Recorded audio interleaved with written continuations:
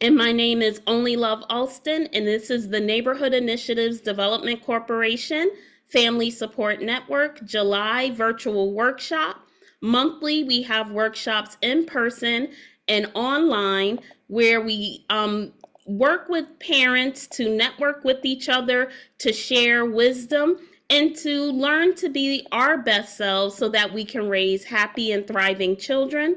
And my name is Only Love Alston, and I'm the social worker here at NIDC. If you speak Spanish, everything I am saying is being translated on the bottom of the slide. Anything anyone else says out loud will be translated on the bottom of the slide, and many of the slides are in English and Spanish. William Foster is the NIDC Executive Director, and NIDC has existed for 41 years, working in the Northeast Bronx, and we work at various schools throughout the Bronx, running after-school programs, running summer camp programs, working around housing, working around community engagement. We run the Business Improvement District for White Plains Road and Pelham Parkway. And welcome Evelyn, welcome Ancy, welcome Paul. And so please connect with us at nidc.org. Welcome Shirley from California. And again, if you have not registered, I'm asking that you please register for the workshop. Only those who register and register quick. So you can't register at 6:55. You have to register in advance. So if you want to be eligible for the gift card, you need to register right now. You can point your phone camera at the QR code, or go to the link in the chat, or go to the link on the screen to register so that you are officially a part of the workshop. And NIDC's Family Support Network was founded in 2003, and we are a supportive community for parents and caregivers, empowering them to network, learn, and grow in order to raise the next generation of healthy and thriving children. We do engaging and empowering in-person and virtual workshops. We also have family events and programs. We help connect people to resources for them and their families. We also do community building and networking among parents. We have a monthly Family Support Network newsletter. And in our workshops, if they're in person, we have refreshments and meals and give out prizes. And virtually, we give out prizes as well. Most of our workshop topics and our events come from feedback and requests from the parents who attend. And so we ask that you ask questions, say comments. If you can help another parent, please help another parent. And, we do want to make sure that you all fill out the post-workshop feedback form, because we use those forms to help design future workshops. So again, I want to welcome you, and in the chat, please put your child or children's schools or NIDC site or your city, state, and country. And again, to be eligible for the gift card, you do have to be registered ASAP, and you do have to participate either in the chat by asking a question or making a comment, or by coming on camera. If we see no live participation from you, even if we call your name, you will not be eligible to win a prize. That's only fair to those who are engaged. So tonight's workshop is Heart2Heart, Parent and Child Communication. And Gigi from NIDC, if you are here, please let me know.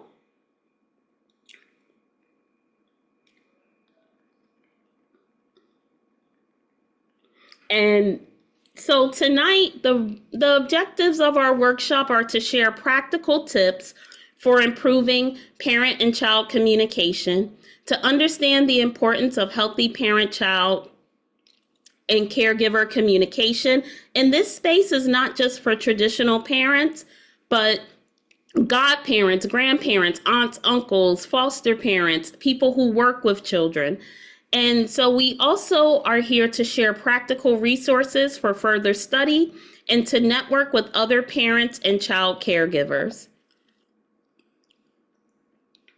If you have any questions, please let me know. And I'm about to launch a Zoom poll. There are 27 people on here other than me. Welcome, Sophia. So there needs to be 27 people participating in the poll. So this is a quick Zoom poll about technology and family communication. Please, on your screen, and you can do this if you're on the phone, please answer, has technology made family communication more difficult? Yes, no, or maybe. So we have 5 people, and there's 26 people currently on the line.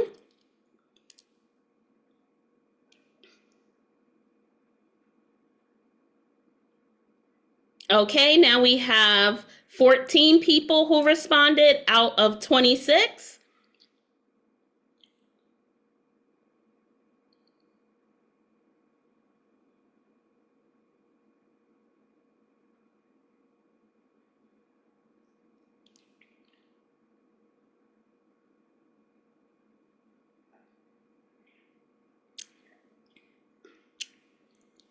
Okay, we have 14 people who participated, but we have 26 people on here. And you have to participate. We have 15 participants and 26 on here. It just takes a moment to take the quiz.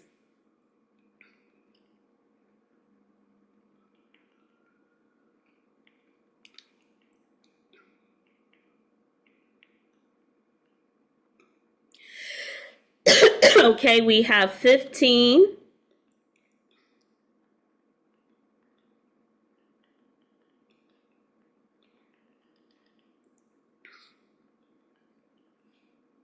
Okay, we have 16.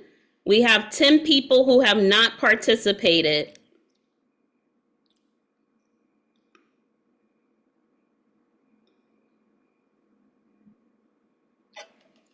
$17, $18. We need everyone to participate. $19. Okay, that's enough time for the poll. Please participate if you haven't. So far, 30% said out of those who participated, 20 participated. Thank you for everyone who participated. 30% of the participants said that technology has made family communication more difficult, and 70% of participants says it hasn't made family communication more difficult. Thank you so much for participating.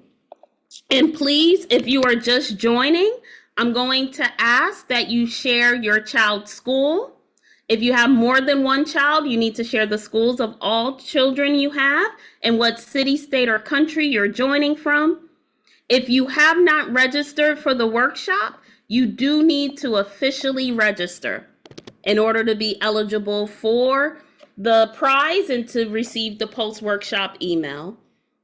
But now we're going to go right into some of the workshop context. And please share in the chat why you attended this workshop. Why do you care about family communication? Welcome, Ella. The first tip and the basis for family communication that is healthy is to make sure you give your full attention. And that matters no matter who you're communicating with.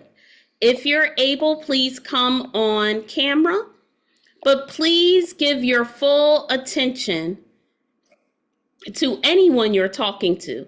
And in American culture, this does mean making eye contact If you come from a culture where making eye contact is disrespectful, especially for younger people communicating with older people, please be forthright about that, because in America, if you talk without making eye contact, people do think you're being deceptive or disrespectful. Also, put away distractions such as phones and computers, and also listen without interrupting. Also, to be eligible for the gift card, you do have to be on the majority of the workshop. So if you come on and go out and come back in, you will not be eligible for the gift card.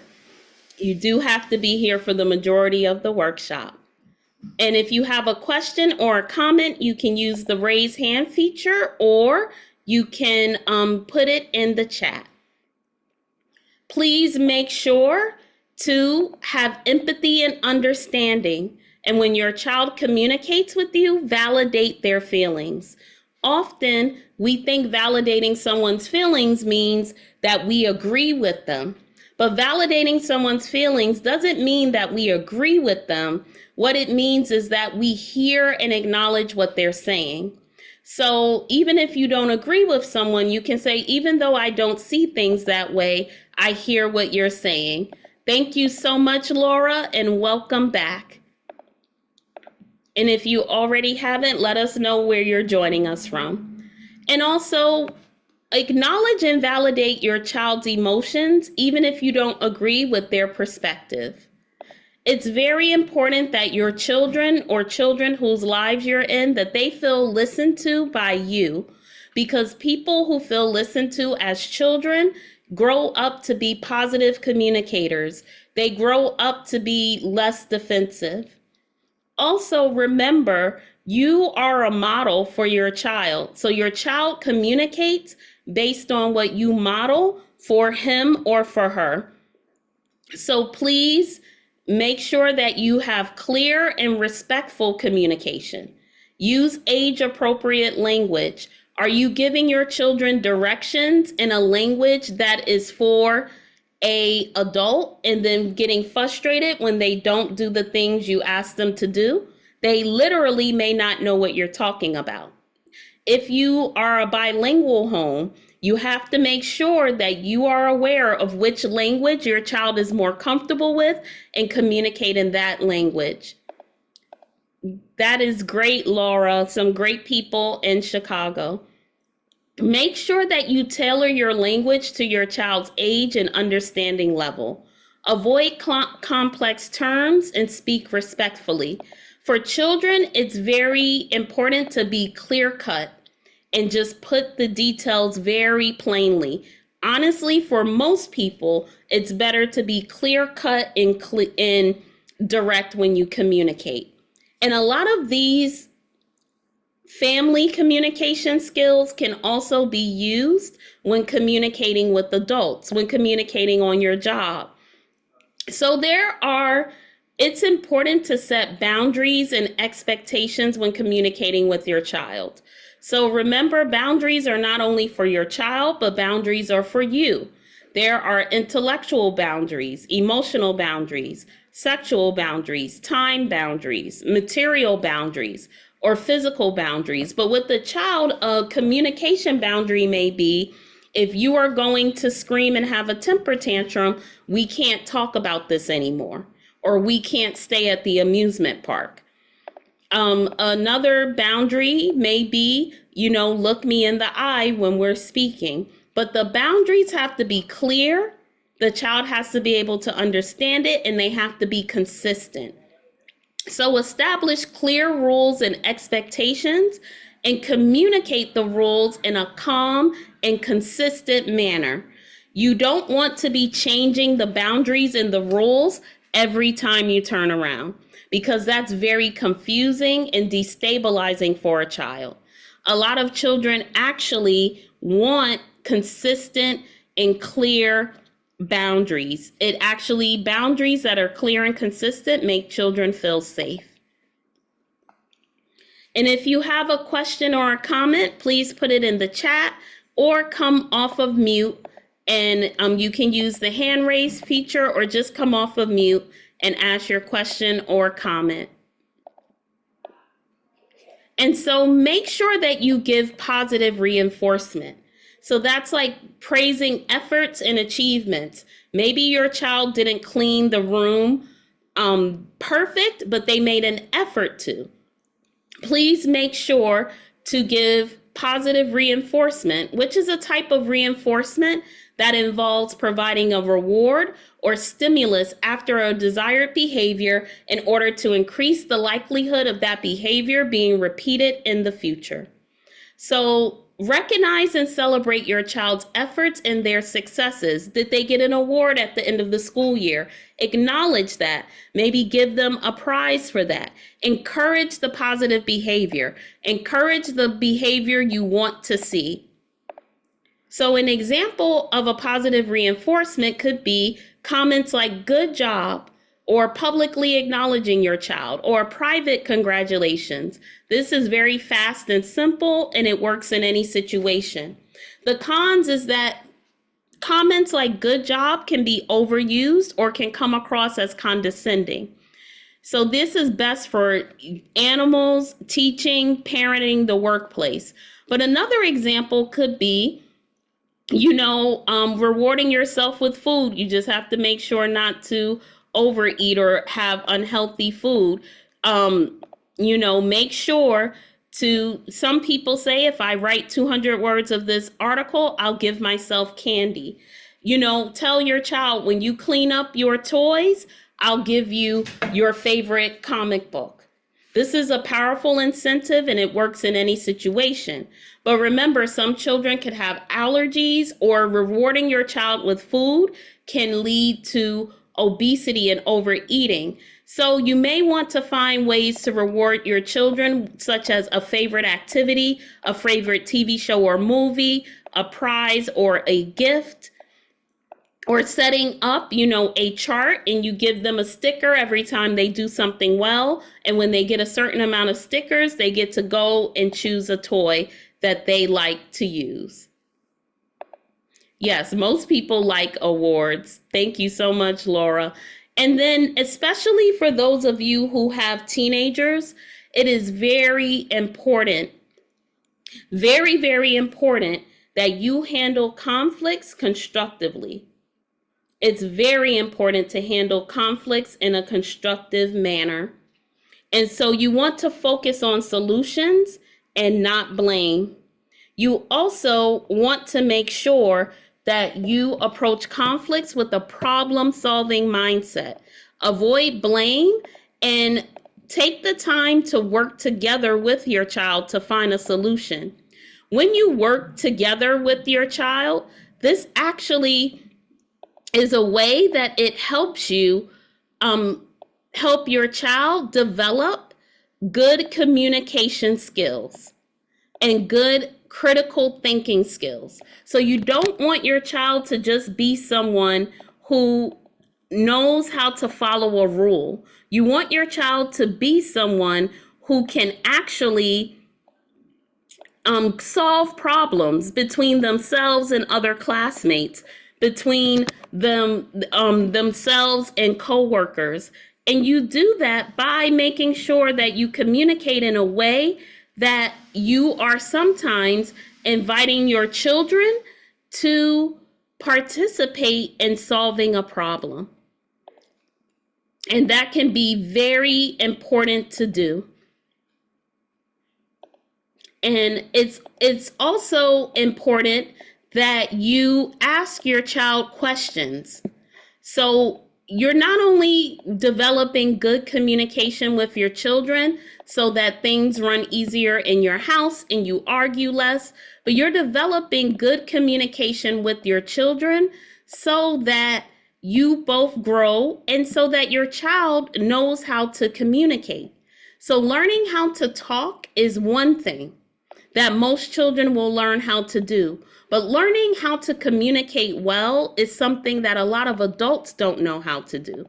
And that's why it's very important that you ask your child questions, that you communicate, especially with smaller children, by telling them what you see when you're walking down the street, when you're in a supermarket, when you're in a gift store? Do you make sure that you're actually talking to your child and not just with your child? That is very important, to make sure that you spend time in communication with your child, describing the world to them, asking them questions, and giving them a chance to learn how to question and how to listen. So, 6 building blocks to stress-free parent and child communication are: 1, be on the same level and make eye contact. If your child, excellent point, Zoe, if your child is shorter than you may want to make sure you get down on their level, and so that they can see you. Thank you, Laura. So, Sophia, one way to improve a child's ability to express themselves courageously, I think that's what you're saying, is to ask your child what they think about different events, what they think about their school day, what they think about a movie you're watching, and make sure to not judge your child. Don't let other children in the family pick on your child. When everyone knows that they'll be heard and listened to, that gives them the courage to express themselves. And then, Sophia, you asked how to communicate with the child when they are wrong. So you want to make sure that you're clear about what they were wrong about, how they can fix it to not be wrong anymore, and any consequences you're going to give them if they continue the behavior. That is great, Sophia. Yes, Paul, it is not easy often to communicate with your children. What makes it difficult, if you don't mind sharing? And if there are other parents who have suggestions, please let me know. And hold on one moment, I'll be right back.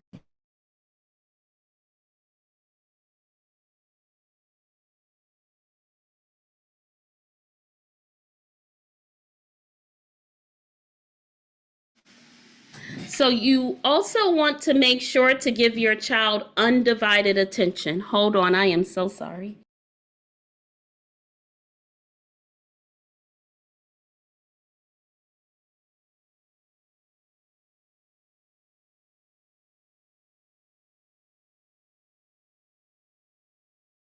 So sorry about, excuse me for that, but you want to, if you can still see and hear me in the slides, can you put a 1 in the chat? Thank you so much. Thank you so much. So, Camilla, that is excellent. You want to make sure to give your child undivided attention. Thank you back. Thank you, everyone. You also want to be positive and no blaming or bribing. So there's a difference between giving your child positive reinforcement and a reward, and bribing. A positive reinforcement or a reward is a result of good behavior. A bribe is, I'll give you this to do what I want you to do, before they've done anything to deserve it. Also, make sure to let your child voice their opinions and feelings, but remind them to be respectful. And also make sure your body language is respectful, and repeat each other's messages. You also want to teach your children about positive body language. Are they talking clearly? Are they looking people in the eye? Are they looking down when they talk? These types of communications can hinder your child, especially in our particular country, because people will think they're not confident, or they don't know what they're talking about. So even when your child is talking to you, encourage them to look you in the eye, to not mumble. These things are very important. And you want to make sure that you position yourself face to face when communicating with your child. You want to make sure that you position yourself so that they can see you, and so that they can also hear you. You want to act and react. Follow your child's gaze Wait for him or her to make the first move. Listen to what they're telling you and respond. Especially for little children who can't talk, make sure to smile when the child is talking. Make sure to make that eye contact, to give that positive reinforcement. Make sure to also copy, especially for smaller children, copy what they say, add 1 or 2 words. For instance, if they say, I see that apple over there, you can say, oh, do you see an apple? For younger children, this type of talking really helps their vocabulary. And again, we said this earlier, make sure you use language at your child's level. So example, say help me instead of do you want help? And that's more so for smaller children, like 6 and under. And also comment versus question. Use more comments than questions. So instead of is that a ball? What is that? What color is the ball? Try it's a ball. Wow, I see a blue ball. Let's throw the ball. Those are descriptive comments. And you want your child to be able to not only talk, but describe what they see. That will come in handy when they're taking their reading tests and doing different assignments in school, because that goes back to the critical thinking. Also, you want to make a routine. So use the same language during your daily routines. Encourage communication during fun and repetitive games, and begin the activity the same way you use the same words. Plan the child's turn and keep the activity going. And then when you're talking with your child, especially if they're younger, make sure to wait for them to comment, because it's going to take them longer to think of what they're saying. And if there are any questions or comments, please put them in the chat. So Laura, that's an excellent question. To build routines at home, we have workshops on different routines. You have to build a sleep routine for your child. You have to build sometimes a routine around when technology will be used or not used, a routine around chores. So you have to think about what type of routine do you want to create? And then I would look for resources on creating that routine. And then you have to explain clearly and plainly to your children what the routine is, why you're implementing it, and everyone should be consistent with it, because it will only become a routine if there's consistency. But that's an excellent question, and I would encourage you to look at the post-workshop email and look at some of our past virtual workshops. We've done workshops on sleep routines, technology that talks about routines around technology. And so Laura is asking a lot of excellent questions, and I would encourage everyone to look in the chat. So Laura's asking, how can I discipline positively without damaging communication with my child? And what role does consistency play in building trust and responsibility? So one, the last part of your question helped with the first part of your question. So positive discipline is consistent. When the discipline is inconsistent, the rules change from day to day, especially for smaller kids, but even for older kids. That is confusing, and they also don't believe the discipline or the rules you're setting. So being clear, being consistent, and also it's okay to explain to the child why there is discipline happening. You spoke back to your father, that was disrespectful, so now I have to take your video game away. So positive discipline also involves explanation, talking. Do you know why it was wrong to push that person in school? You want to make sure you're not just disciplining to discipline, but that you're giving your child a chance to learn. So thank you for that excellent question, Laura. But also, in addition to discipline, you want to model positive communication, leading by example. So demonstrate good communication practices such as listening, empathy, and respect in interactions. And that's something we all have to practice. And sometimes, yes, you're going to have to physically open your mouth and tell your child something, but a lot of times your children are going to observe what you do more than what you say. So another part of family communication is having regular check-ins. You want to make sure that you have regular conversations. You may want to set a weekly or a bi-weekly or a monthly family meeting. You want to check in as a family or with your child, if it's just the two of you, regularly to hear about their feelings and experiences and good things that are happening, not just problems. But Zoe has a good question in the chat, an excellent question. Can I respect my child's feelings and watching her tone of voice? So I think what you're asking is you can respect your child's feelings, but if they're being disrespectful in their tone of voice, you should point that out to them and tell them we cannot talk if you're going to be disrespectful, because that helps them. You can say, I hear what you're saying, but the tone is not appropriate right now. And Sophia, one way to encourage your child to talk to you and other people is by asking them questions, asking them about their day, and getting them used to having conversations. And also, if your child asks you a question, making sure that you answer it and you pay attention. And Paul, you said, how do you handle a 5-year-old who keeps throwing tantrums when they don't get what they want?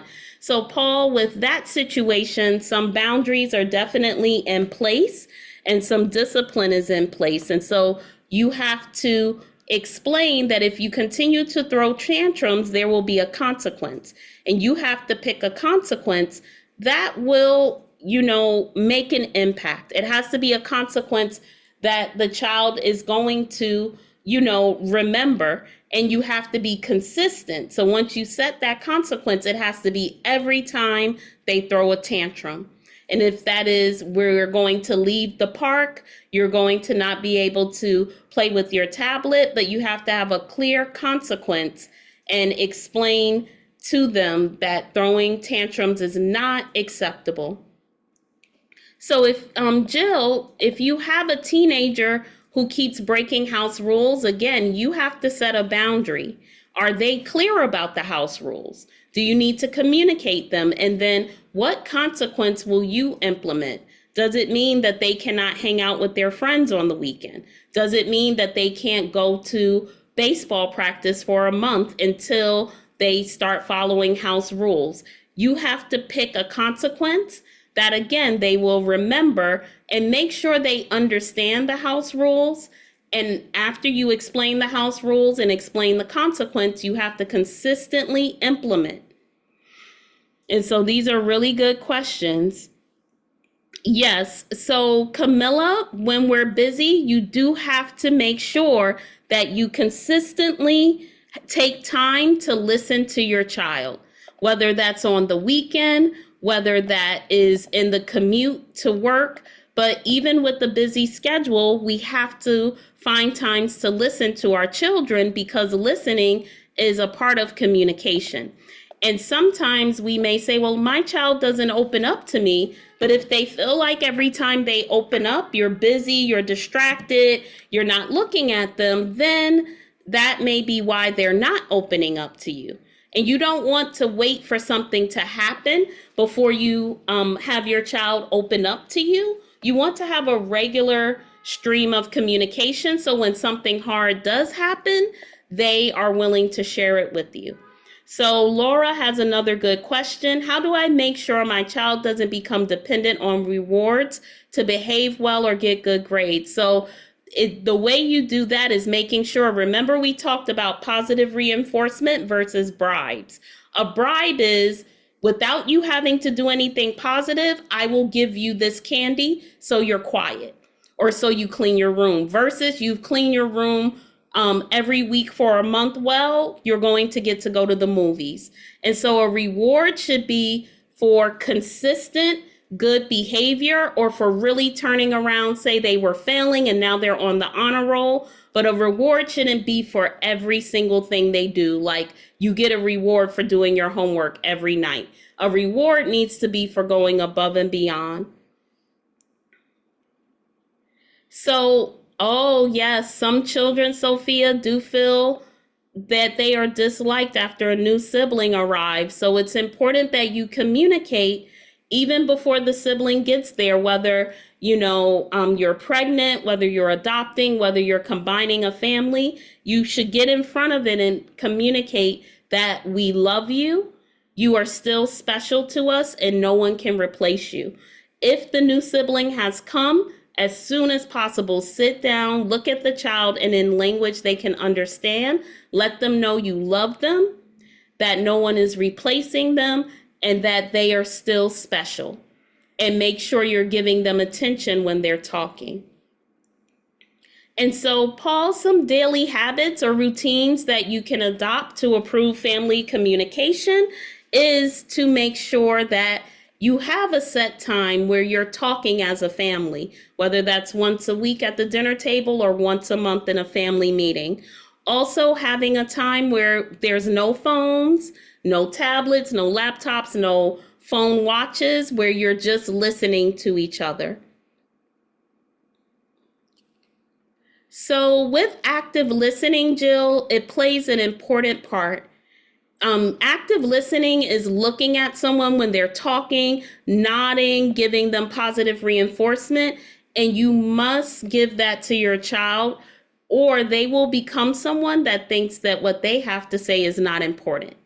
And so families can practice active communication with sometimes putting down the technology, looking each other in the eye, focusing in on the conversation. And I think, Ella, you're asking what can you ask your child to get them talking? So you know your child the best. Is there a cartoon or a comic book character or an activity that your child likes a lot? Start by asking them those questions. Is your family religious? Maybe ask your child questions about your faith. Is your child on a sports team? Ask them how practice went that week. So just finding simple questions to ask will open your child up. And if they have a hard time opening up verbally, you may ask them to write to you or draw a picture. I do want to, just lift up that some people can be excellent communicators, but they may be more introverted. And so they may draw, especially younger children may draw how they feel versus talking. Now, in order to get the gift card, you have to be someone that participated in the chat or came on camera or who was here for a good amount of the workshop, and you have to be someone who already registered. You can't register now and be eligible to win. You also can't just drop in now and be eligible to win because we're almost done. But also, you all have excellent questions. And we are not going to be able to answer all of them, but I want you to know that it is always a good idea to seek support. Make sure that you reach out. You can reach out to me. I'll be giving my information away, but you can also reach out to a school social worker, a school psychologist, a mental health professional, a faith leader. Make sure that you reach out to someone if you're having a lot of challenges communicating with your children. Make sure you look up parent and child communication online. Make sure that you take the time to research best practices for family communication, because we all need help sometimes. And so it's important that just like you ask me questions, ask questions to your child's teacher, to their school social worker. Laura, when your child shuts down or gives one-word answers, then you would have to decide if you all need to separate and come back later to talk, or if you need them to participate then, you have to let them know if they don't clearly speak to you that there will be a consequence. So, Paul, you can resolve conflicts while maintaining respect and trust by speaking to your child with respect, by letting them know even when you discipline them that you love them, and also by, like we said earlier, being clear and consistent. And your child's going to know how to respect watching how you respect other people. And also, as Sophia said, active listening and age-appropriate language are great answers to Paul's question, and also showing empathy. Even when you have to, put your child on punishment, show them empathy as well. And Ella has a great answer in the chat, everyone. It's about creating a safe space where they feel comfortable expressing themselves and building a strong and respectful relationship. Now, we do have to get ready to close, so some of your questions you may have to give to me later on after the workshop, but I want to encourage you to seek support as needed. And there will be some resources that I emailed to everyone who registered for this workshop where you can learn more about healthy family communication. You'll get the Foundational Family Services Successful Communication Tip Sheet, the UNICEF Communication with Children booklet, the PDF Tips for Increasing Communication at Home, and the 50 First Words Tip Sheet for those of you who have younger children. So I will be sending some resources, so make sure you registered so you get that post-workshop email. And so that is one of the resources that you will be receiving. We won't go through it now, but I encourage you to read and print out the tips on increasing communication at home. And you all were very open with asking questions, so I don't even need to encourage you to ask questions. You all are very great with asking questions. And so please let me know if you can see the chat. Oh, not the chat. I am so sorry. Please let me know if you can still see my slides, because something weird happened with my slides.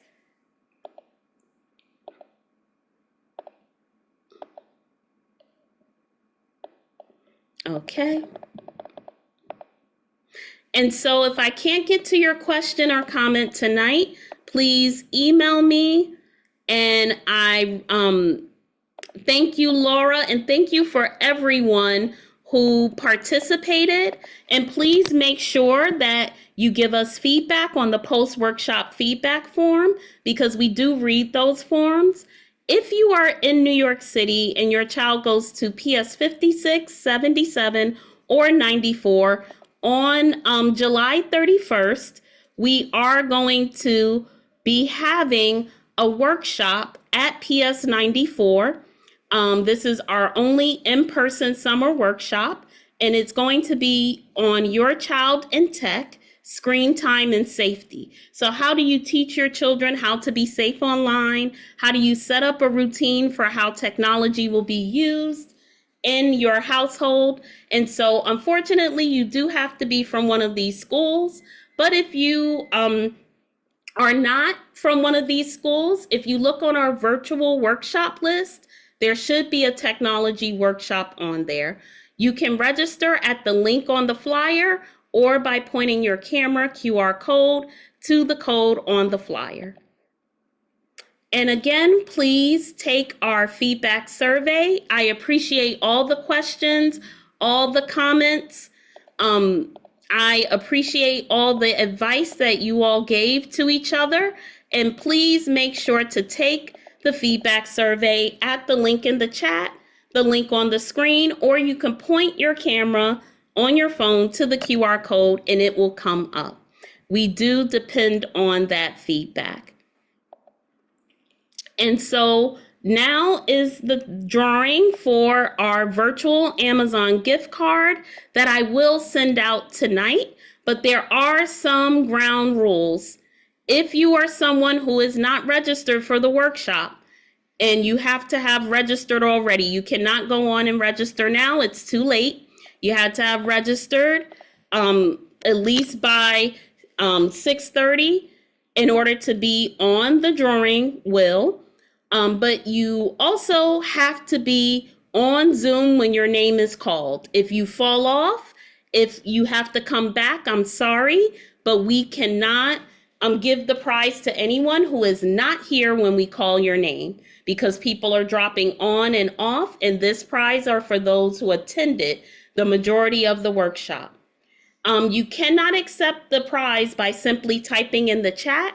You must come on audio and verbally accept the prize, and if possible, appear on video. We will call your name 2 times. After that, we're going to spin the wheel again, and whoever's name comes up then will be the winner, regardless of the circumstances.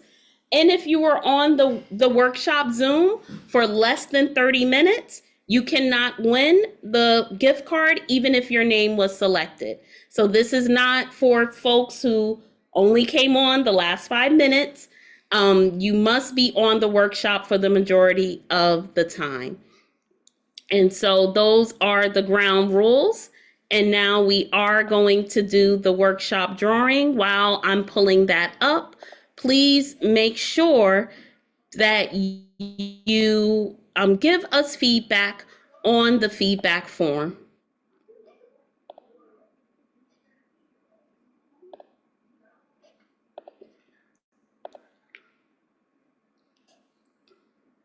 And thank you for your patience. I usually have an assistant, so thank you so much for your patience tonight.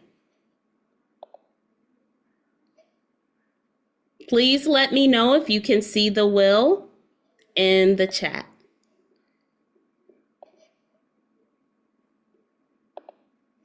Okay. Thank you so much.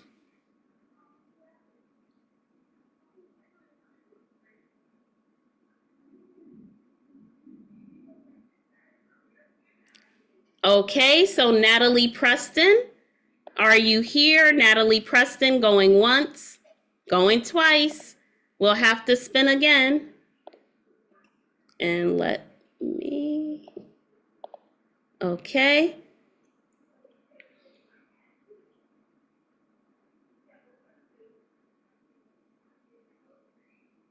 Rose Roslyn, are you with us? Rose Roslyn? Rose Roslyn? Okay. She got 3 call outs. Yeah, I'm here. Rose Roslyn? I'm here. Okay. Yeah. Yes, thank you, Rose. So you are the winner. Thank you so much for coming on. But you have to come back up, Rose, and let us know where you're from. I'm from California. Okay, you're from California. And what grades are your children in? Grade 3. Which grade? 3, yeah. The 3rd grade? Yeah. Okay, congratulations on winning, and please send me your email address in the chat so that I can email you your prize right after. Thank you so much, and let's give Rose a congratulations in the chat. But Rose, I can only send you the prize if you send me your email in the chat. And thank you so much for attending, and please make sure to get your email to me ASAP.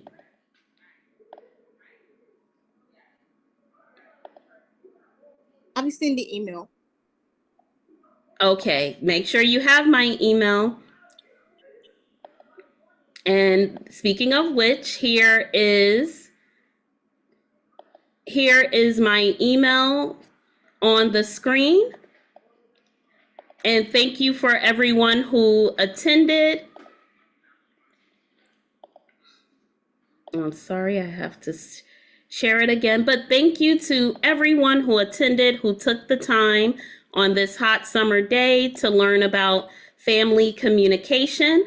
My email, thank you so much, Rose. My email is in the chat, as well as NIDC's website. Follow us on Facebook, Instagram, and on YouTube. You can see recordings from our past virtual workshops. My contact information is there, and if you need to be in contact with me, please do. Any questions we didn't get to, or any questions that you privately wanted an answer to, please send them to me. And I appreciate your time and your effort and your care about communicating with your children. In today's world, communication is going down the drain. We see it in politics, we see it on social media. So you are a person who can make a great difference in your child's life by teaching them how to communicate. So please be in touch. And on behalf of the Family Support Network, I'm going to say good night and congratulations to Rose. And I'll be sending out the post-workshop email. And Rose, you will be getting your gift card shortly. Good night.